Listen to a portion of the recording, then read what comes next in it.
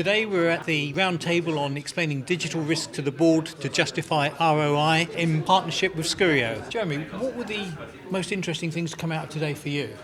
I think it's really interesting hearing CISOs from a variety of companies of different sizes talk about how they present digital risk to the board and cybersecurity to the board and justify those investments.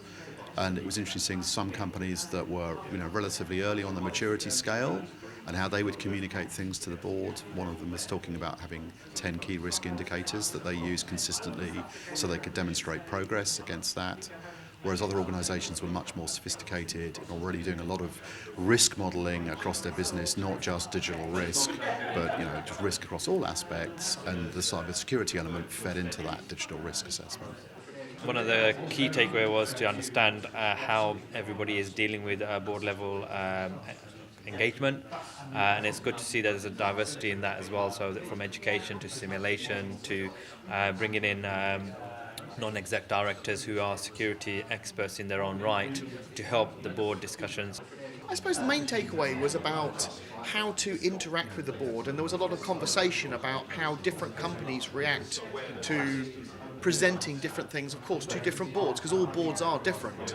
And that was one of the key takeaways, is that each individual member of the board is an individual, and perhaps treating them as individuals rather than as this amorphous group known as the board is probably the winning strategy. What about risks outside the perimeter?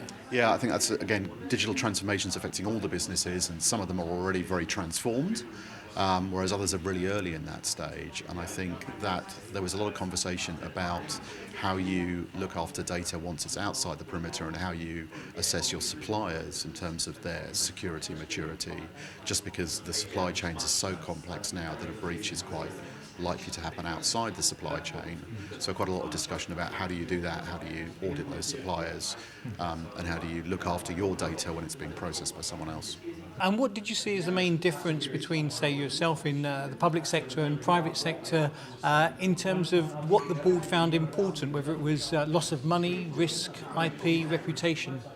So there is not much of a difference between private sector and public sector in terms of the risk. It is all data, it is all financials. There is going to be an impact on balance sheet.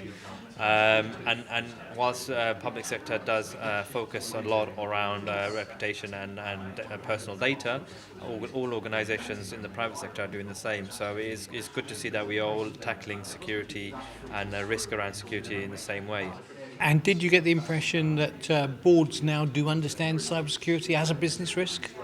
I think they're getting there. I think certainly there is increased awareness, and GDPR fines, the headline fines, I think help cement that. But it's clear that selling this on the basis of fear of a big GDPR fine at the board level isn't the right way to do it anymore. I think everyone's been there, done that. I think it's more about understanding this is business as usual for people, and it's just something else they have to consider and mitigate as part of their overall business risk.